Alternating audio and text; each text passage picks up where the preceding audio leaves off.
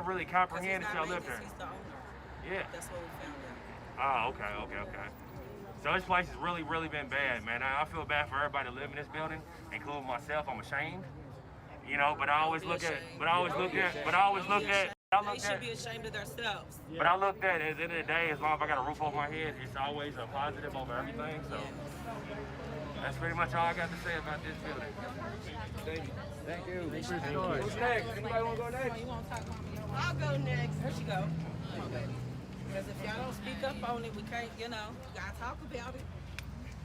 I'm Chestina Jones. We were the second tenants to live in this building.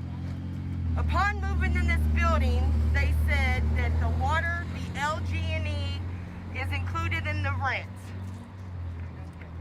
Multiple times, our LG&E, our water was cut off. I, being a cancer survivor, would go and help clean the other apartments when people were not living in them because the septic was so bad. It was coming up in all the toilets. It was coming up in our sinks. We had mice everywhere. We left this part of the building and went to the back. Upon moving into the back, we had a possum living up under our stove, to the point to where my service dog wouldn't eat. And he was always at work, so I was left there to deal with the smells of the poop and the mice. I mean, everything was just awful. It never got better. They kept changing me and owners, and the owners never had the same story every time you talked to them. So we never got clarification on what was going on. We were paying the most money out of this building for rent, and when we got behind on rent, we were honest with them. So we ended up moving out because we couldn't live with a possum, and due to my health and my fiance having diabetes, you can't live in something like this. What's the rent? 600. We were paying $725. $725 for this property again. And this is how bad the septic would get. It's coming out your toilets, from up under the toilets, out the walls. It's awful. And no matter if you called, asked for help, they always had an answer to the reason why something was the way it was. Who wants to go? You want to talk? Anybody want to go next? You're working hard. The floor.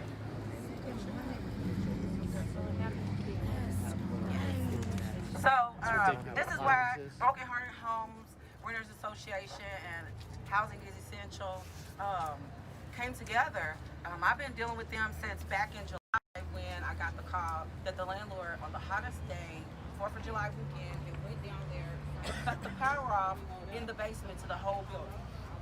So we came over here and made him turn it back on, and I have video of that I can share with you guys, of him and Han about, he wasn't the owner, but then he used to own it and all of this, and he got CARES Act money because all of his properties are covered under the CARES Act because he accepts Section 8, and some of the properties. I would love to see that. We did a property search, so we did pull up all of his code violations, so we're not out here just for any reason. We're out here trying to help these people get moved. We have a tenant, which he can't come out. He's paralyzed, and so he's in there sleeping, and I think he's got one of the smallest apartments in there, and he needs a wheelchair, and his wheelchair, you can't even move him around in the wheelchair to push him to the bathroom. Wheelchair accessible? No, it's not even walk around accessible. Like for walking around, it's not accessible, let alone for someone who needs a wheelchair. So I actually called and spoke to the landlord last week, and you need to figure out a way to get these people moved out of here. It's your responsibility. You allow the building to go to shit. So the landlord basically called me a bitch, told me they were junkies, and he wasn't doing nothing. So that's why this was all organized. So, and this is a Section 4. It's not sanctioned. Oh, no, it's not sanctioned for housing. Right. Yeah, we want to bring that to the front. So we want to make that very plain and clear that this building is not even supposed to have multiple residents, multiple units. They took a commercial building and separated it. Divided a commercial building and made it a residential building, and the city just dinged them on that 1128, that this was not supposed to be a residential We'll building. It's be supposed to be taking a owner-occupied. tour of the inside They shut it down. building. It was already shut down. We have the signed Here lease. soon. I have one right That here. one right there? Okay. This is the Not eviction notice. hearsay. Sorry, Pat. This is the eviction notice, and here's the signed lease that on the eviction notice, he said he was evicting her because she hadn't paid rent since November. But on the lease that she signed in February, when the new landlord took over, he didn't take over until February 1st. So how can you say she hasn't paid rent since November and you was not the owner? So the proof is in the pudding. She's got her paperwork. Ironically enough, Do you have your dog is, eviction paper and they're your lease actually paper in that you the get from Portland them? neighborhood Yes, ma'am, they got it. of Louisville, So Kentucky. it's been real funny. Last year in November, they signed the lease with somebody else. By February, they were signing a new lease with another guy. And then he takes them to eviction court, trying to evict them for money that he got from the CARES Act money. But ran it retroactively back to last November. So I don't know any landlord that will allow any tenant to live in their house unpaid for a year. So he attached everything that the CARES Act money could attach.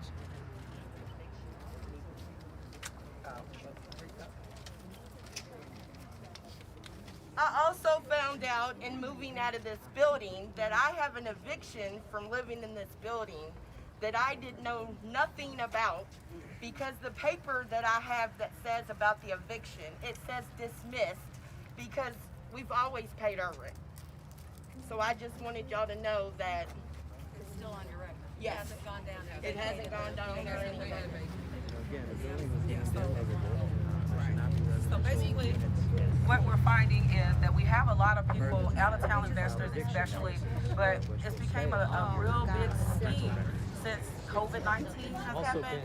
So they figured out a way to just make this a whole scheme by just flipping these properties, just letting shit in hell and not doing nothing with it, getting all the money for it, and then just disappear. Is it the same? Call. Is it The guy in a wheelchair has to take a picture because they can help us. Well, there she is.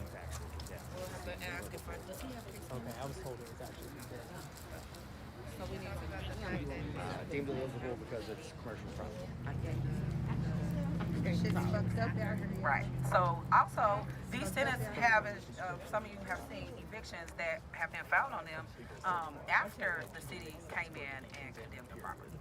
So now we have eviction court tomorrow that will be out here tomorrow at 10 a.m. with standing in solidarity with the tenants in eviction court, trying to keep them from getting an eviction on their record for a property that the city has already said that they have to.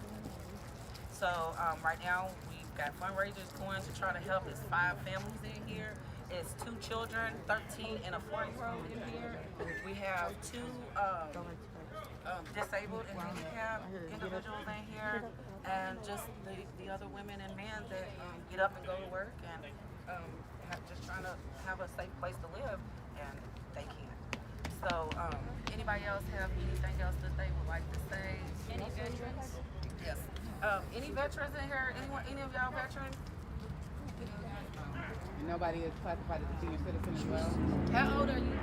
How old is it? Considered a senior citizen? Excuse me, I'm sorry. Okay. But we do have the disabled, wheelchair bound, and my man right here, he has hearing problems. So. Oh yeah, and we do have another tenant who he had an apartment in here and he got into some trouble and ended up getting arrested. So a friend decided to stay in his apartment to make sure that everything was okay with his apartment. And the landlord come in and basically told the tenant that he had to get the fuck out of there and threw the man's property out. And so when he came home, he didn't have anything left. So the tenants have been allowing him to stay. They're like a little family over here in this building. I love how they care for one another over here, and that's why I was so happy to jump on this. And this shows the diversity, and it's not just Black lives. When we say Black and brown, we mean literally Black and brown. We don't just fight for Black lives, we're fighting for all lives. If it's injustices, if this was a Black landlord, we would be coming for him just as hard. So this is just putting the rest of you slumlords on notice that this is how we coming all 2020. Period. The hammer. I'm raining down fire like the hammer of God, and I'm not playing. I'm just getting started. It's all a part of the movement. We want to give the media an opportunity to kind of go into the building personally and kind of take a look at what these people actually have to deal with and what they actually have. We're going in the gentleman's house. Yes. Yeah, we'll do that. I just want to get them in. Okay. So yeah, just take. I guess. I just wanted to say that with all of the programs put in place to keep families from being evicted during these hard times, my family and I were evicted from our home on October 6th this year after my landlord refused to accept funds that were allocated through the Resilience Organization to pay our back rent. Fought the battle for a good 90 days. I reached out to everyone I could to help to keep it from going on. Contacted the Sheriff's Department. That's when I found out about the affidavits from the CDC, which I filled out.